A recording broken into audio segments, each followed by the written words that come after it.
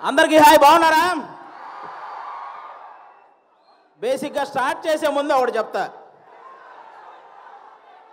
హనుమంతుడు ఉన్న చోట జై హనుమాన్ అన్న తర్వాత మన పని మొదలెడతాం, అవునా? శ్రీరాముడు ఉన్న చోట జై శ్రీరామ్ అన్న తర్వాత మన పని మొదలెడతాం, అవునా? అలాగే బాలయ్య బాబు గారు ఉన్న చోట జై బాలయ్య అన్న తర్వాతే మన స్పీచ్ మొదలెడతాం. ఒక్కసారి జై బాలయ్య అనండి. ఇప్పుడు బాలకృష్ణ గారి గురించి మాట్లాడుకునే ముందు మనం ఒకరి గురించి ఈరోజు మాట్లాడుకోవాలి. ప్రపంచంలో మనం ఏ మూలన ఉన్నా నేను తెలుగువాణ్ణి అని గర్వంగా ధైర్యంగా చెప్పుకుంటున్నాము అంటే ఆ గర్వం పేరు, ఆ ధైర్యం పేరు నందమూరి తారక రామారావు గారు. శ్రీరాముడు, శ్రీకృష్ణుడు ఈ దేవుళ్ళు ఎలా ఉంటారో మనకు తెలియదు, కానీ రామారావు గారు ఆ పాత్రలు వేసినప్పటి నుంచి శ్రీకృష్ణుడుగా ఆయన ఫోటోలే ఇంట్లో పెట్టాం, శ్రీరాముడుగా ఆయనకే చేతులెత్తి దండం పెట్టాం, అవునా కాదా? అలాగే మీరందరూ గమనించినట్టయితే మీ రామారావు గారి గురించి చెప్పాలంటే నాకు అంటే చిన్నప్పటి నుంచి ఆయన సినిమాలు ఎన్నో చూసి పెరిగా. మీరు బొబ్బిలి పులి అనే ఒక సినిమా చూసారా? మీరు లాస్ట్లో ఒక 15 నిమిషాల కోర్టు సీన్ ఉంటుంది, అది ఒక్కటి చూడండి చాలు. ఆయన గాంభీర్యం, ఆయన బాడీ లాంగ్వేజ్, ఆయన డైలాగు మాడ్యులేషన్, అలాంటి వ్యక్తిని పుట్టిన ప్రతి ఒక్కరూ స్మరించుకోవడం తప్ప మళ్ళీ అలాంటి నటులు, అలాంటి నాయకులు మళ్ళీ పుట్టరు.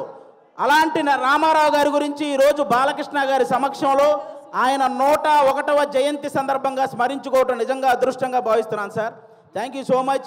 తెలుగు జాతి గౌరవాన్ని రామారావు గారు కాపాడితే రామారావు గారి గౌరవాన్ని ఒక పక్క దమ్మున్న సినిమాలు చేస్తూ ఇంకో పక్క నిజాయితీ గల రాజకీయాలు చేస్తూ కాపాడుకుంటూ వస్తున్న వ్యక్తి మన నందమూరి బాలకృష్ణ గారు. నందమూరి బాలకృష్ణ గారు మీరందరూ గమనించినట్లయితే చాలామంది బాలకృష్ణ గారు ఎవరినో కొట్టారు, బాలకృష్ణ గారు ఎవరినో తిట్టారు అని రాస్తుంటారు. కానీ బాలకృష్ణ గారు కొన్ని వేల మంది పేద ప్రజల బతుకులు నిలబెట్టారు, అది రాయాలి. సినిమాలు, రాజకీయాలు చేయటం పెద్ద విషయం కాదు, కానీ బసవతారకం అనే ఒక క్యాన్సర్ హాస్పిటల్ ద్వారా ఎంతో మంది పేదవాళ్ళకి సహాయం చేయడం అనేది నిజంగా చాలా చాలా పెద్ద విషయం, చాలా గొప్ప విషయం. ఈ సమాజంలో ఎంతమందికి భయం, బాధ్యత ఉన్నాయో నాకు తెలియదు, కానీ బాలకృష్ణ గారితో పనిచేసే ప్రతి ఒక్కరికి ఆ భయం, బాధ్యత రెండూ ఉంటాయి, ఇదైతే షూర్. అంటే బాలకృష్ణ గారి సినిమాలు చాలామందికి చాలా ఇష్టం ఉంటాయి, నాకు చాలా సినిమాలు ఇష్టం. అందులో సార్ బొబ్బిలి సింహం అనే ఒక సినిమా సార్. మీరు వైట్ అండ్ వైట్ పంచకట్టుతో నడుచుకుంటూ వస్తుంటే వెనక శ్రీరాముడి శ్లోకం వస్తుంటుంది. మీనా గారు మిమ్మల్ని అలా చూస్తూ ఉండిపోతారు.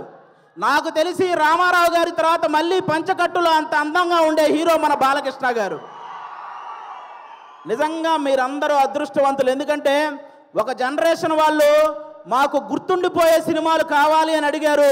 ఆదిత్య 369, అలాగే భైరవ దీపం ఇలాంటి సినిమాలు మీకు ఇచ్చారు. ఒక జనరేషన్ వాళ్ళు మేము తొడగొట్టే సినిమాలు కావాలని అడిగారు. సమరసింహారెడ్డి, నరసింహనాయుడు అనే సినిమాలు మీకు ఇచ్చారు. ఒక జనరేషన్ వాళ్ళు మేము కాలర్ ఎగరేసే సినిమాలు కావాలన్నారు, సింహ లాంటి సినిమా మీకు ఇచ్చారు. ఇంకొక జనరేషన్ వాళ్ళు మేము మీసం తిప్పే సినిమా కావాలన్నారు, లెజెండు, అఖండ, భగవంత్ కేసరి ఇలాంటి సినిమాలు మీ అందరికీ ఇచ్చారు. జనరేషన్లో మారిన బాలకృష్ణ గారి ఎనర్జీ ఏంట్రా బాబు అలా ఉందని అడుగుతుంటారు. జనరేషన్లో మారితే మనుషులు మారుతారు, టెక్నాలజీలు మారుతాయి. బాలయ్య బాబు గారి ఎనర్జీ ఎందుకు మారుతురా బ్లడీ ఫూల్ అని చెప్పండి. అంటే స్టాక్ మార్కెట్ గ్రాఫ్ అయినా పెరగటం తగ్గటం ఉంటుంది, కానీ ప్రజెంట్ బాలయ్య బాబు గారి మార్కెట్ గ్రాఫ్ పెరగటం తప్ప తగ్గటం లేదు. అంటే అటుపక్క సినిమాల్లో అన్స్టాపబుల్, ఓటీటీలో అన్స్టాపబుల్, రాజకీయాల్లో అన్స్టాపబుల్, సేవ చేయడంలో అన్స్టాపబుల్, అనవసరంగా దూరిన వాడిని కొట్టడంలో అన్స్టాపబుల్, అవసరం అని అడిగిన వాడికి పెట్టడంలో అన్స్టాపబుల్. అలాంటి బాలకృష్ణ గారు ఈరోజు మా గ్యాంగ్స్ ఆఫ్ గోదావరి ఈవెంట్కి రావటం నిజంగా మా గ్యాంగ్స్ ఆఫ్ గోదావరి కలెక్షన్లు కూడా అన్స్టాపబుల్గా ఉండాలని మనస్ఫూర్తిగా కోరుకుంటున్నాను.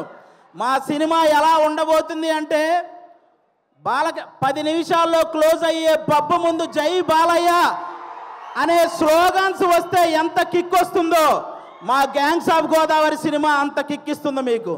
బాలకృష్ణ గారి చేతిలో ఉన్న మైక్ స్టైల్గా అలా ఎగరేసి పట్టుకున్నప్పుడు ఎంత కిక్ వస్తుందో మా గ్యాంగ్స్ ఆఫ్ గోదావరి సినిమా అంత కిక్ వస్తుంది. బాలకృష్ణ గారు ఇంట్రెస్టింగ్గా మాట్లాడుతున్నప్పుడు మధ్యలో ఫోన్ వస్తే ఆ ఫోన్ తీసి స్టైల్గా ఇసిరేసినప్పుడు ఎంత కిక్ వస్తుందో మా గ్యాంగ్స్ ఆఫ్ గోదావరి సినిమా అంత కిక్ వస్తుంది. పద్ధతిగా ఫోటో దిగాల్సినోడు ఫోన్ తెచ్చి మొహాన పెట్టినప్పుడు బాలకృష్ణ గారు అలా తడితే మీకు ఎంత కిక్ వస్తుందో మా గ్యాంగ్స్ ఆఫ్ గోదావరి సినిమా అంత కిక్ వస్తుంది. బాలకృష్ణ గారి సినిమాల్లో సెకండ్ హాఫ్లో వచ్చే క్యారెక్టర్ మనకి ఎంత కిక్కిస్తుందో ఈ గ్యాంగ్స్ ఆఫ్ గోదావరి సినిమా కూడా అంత కిక్కిస్తుంది. ఫైనల్గా ఒక్క మాటలో చెప్పాలంటే మ్యాన్షన్ హౌస్ వేస్తే ఎంత కిక్ వస్తుందో మా గ్యాంగ్స్ ఆఫ్ గోదావరి కూడా అంతే కిక్కిస్తుంది.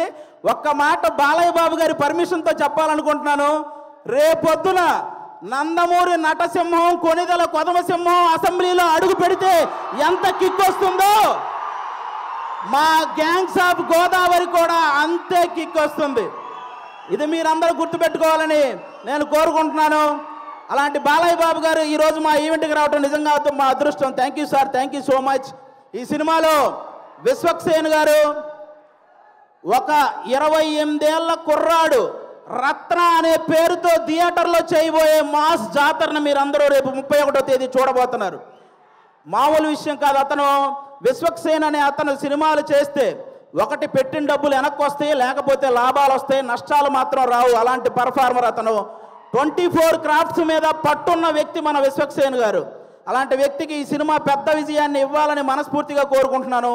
ఇక డైరెక్టర్ కృష్ణ చైతన్య గారు తన మైండ్లో గుర్తొచ్చిన డైలాగును మీ మైండ్లో గుర్తుండిపోయేలా రాసే రైటర్ కమ్ డైరెక్టర్ మన కృష్ణ చైతన్య గారు. మనందరికీ త్రివిక్రమ్ గారు అంటే చాలా ఇష్టం. త్రివిక్రమ్ గారికి ఈ కృష్ణ చైతన్య అనే వ్యక్తి చాలా ఇష్టం. కాబట్టి ఈ సినిమాలో ముఖ్యంగా కుప్పలుగా డైలాగులు ఉంటాయి. మీరు అవన్నీ కూడా ఎంజాయ్ చేస్తారు. నెక్స్ట్ అంజలి గారు మిమ్మల్ని సీత అనే ఒక క్యారెక్టర్తో మైమరిచిపోయేలా చేసింది. గీతాంజలి అనే ఒక క్యారెక్టర్తో భయపించేలా చేసింది. ఈరోజు ఈ రత్నమాల క్యారెక్టర్తో ఆ 2 క్యారెక్టర్లు మర్చిపోయేలా చేయబోతుంది అంజలి గారు.